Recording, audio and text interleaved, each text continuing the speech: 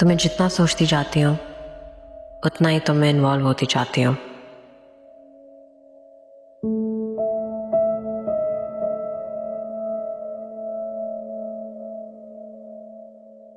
तुम मेरा जुनून बनते जा रहे हो आहद। अब मेरे पास तुम्हें पाने के अलावा कोई दूसरा रास्ता नहीं है।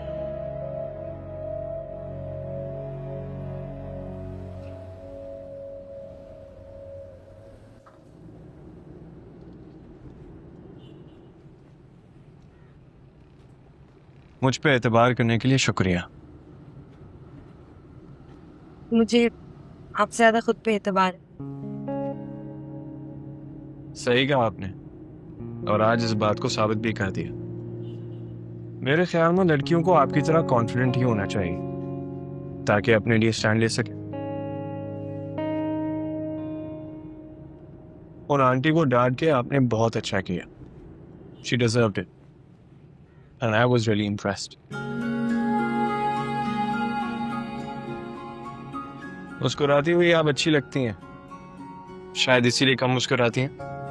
अब बातें बहुत अच्छी बना लेते हैं लेकिन ड्राइविंग पे ध्यान देंगे। और आपकी गाड़ी तेज नहीं चलती, मैं वाकई बहुत लेट हो गई हूँ। तेज चला लेते हैं। फिर अम्मी की कॉल आ गई है। ये आगे वाली गली के सामने रुकिएगा। जी बस यही घर है मेरा, ये बस। ओके नहीं जी, हाई स्पीड के सारे रिकॉर्ड ब्रेक करते हुए आपको सही सलामत आपकी मंजिल तक पहुंचा दी। जी थैंक यू, मैं आपका ये एहसान। अरे प्लीज, आप जैसी गैर रवायती लड़की के मुंह से ये रवायती जुमला अच्छा नहीं लगता, तो ये please, thank you, I am sorry इन जैसे लफ्जों से परहेज कर। अंदर जाइए, आंटी आपका इंतजार कर रही होंगी। जी, और आप वापसी पे गाड़ी आहिस्ता चलाइएगा, बहुत रैश ड्राइविंग करते हैं आप। जी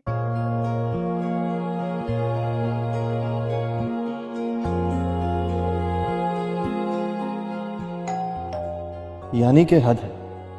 खुद ने तेज चलाने को कहा और खुद ही बातें सुना के चली गई। लगता है मेरी फिक्र है, तभी रोक रही होगी।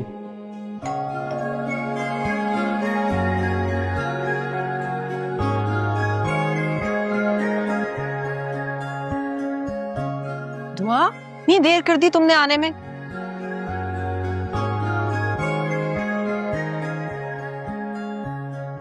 अम्मा जाग जाती तो क्या होता, डांट पड़ती, लेकिन आपसे कम डांटती।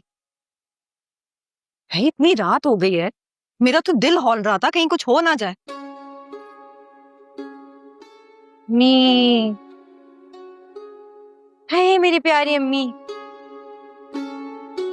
जब तक आपकी दुआएं दुआ को अपने हिसार में लिए हुए कुछ नहीं होता मुझे। अच्छा भाई, इतनी ज्यादा मक्खन पॉलिश लगाने की जरूरत नहीं है।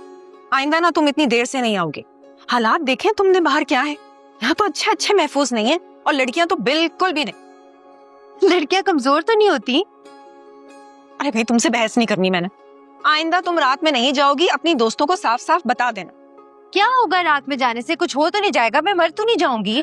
क्या हो गया तुम्हें, जो मुंह में आता है बोलती चली जाती हो। आइंदा अपने मुंह से ऐसा लफ्ज मत निकालना। तुम्हारे अलावा मेरा है ही कौन। सॉरी। सो जाओ।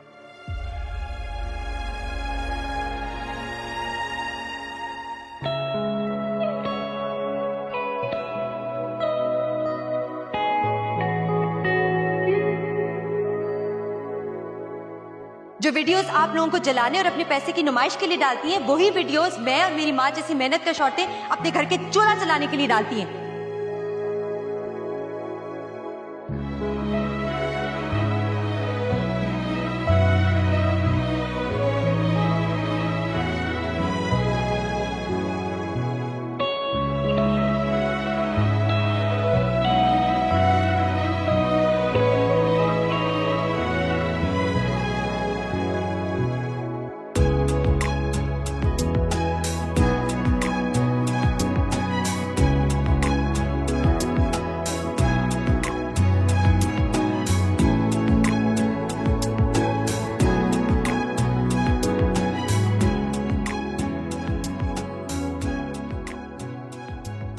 देखने में तो आम सी हो, मगर कुछ खास है तुम में, जो रात के इस पहर मुझे तुम्हारा ख्याल सोने नहीं दे रहा।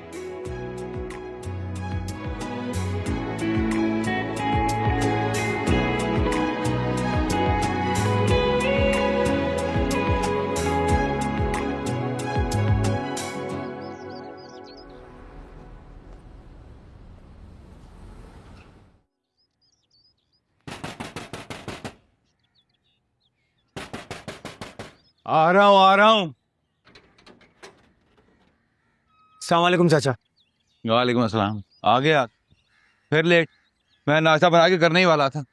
चाचा ट्रैफिक बहुत जाम था, बस देर से मिली तो इसलिए लेट हो गया। तू और तेरी बस हमेशा लेट हो जाते। जा जाके देख किचन में कुछ चाहिए तो नहीं? देखता हूँ, शायद दूध ही चाहिए होगा। अस्सलाम वालेकुम। वालेकुम अस्सलाम। कैसे हैं आप? हाँ मैं बिल्कुल ठीक ठाक हूँ। ये बताएं, ये घर आपने खरीदा है? इस महल्ले का सबसे महंगा घर है ये।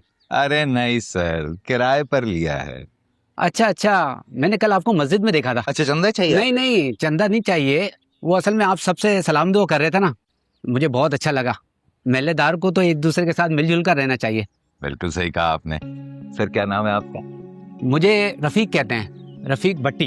अरे वाह, क्या खूबसूरत, क्या प्यारा नाम है। आपको पता है रफीक का मतलब क्या है? साथी, दोस्त। अब हम एक ही मोहल्ले में रहते हैं तो मोहल्लेदार भी हुए और साथी भी। जी बिल्कुल। अच्छा, आपकी फैमिली और बच्चे वगैरह? अरे रफीक भाई, जिंदगी ने मौका ही नहीं दिया कि खानदान बना सकते। वालिदैन ना बचपन में ही गुजर गए थे। बस जिंदगी के थपेड़ों ने पाल पोस कर इतना बड़ा कर दिया। यहाँ पास में हाउसिंग सोसाइटी है, वहां पर घर बना रहा हूँ। ठेकेदार हूँ ना, इसलिए करीब में घर लिया है। अगर किसी को इंस्टॉलमेंट पे चाहिए हो घर तो मुझे बताइएगा, मैं हाजिर हूँ।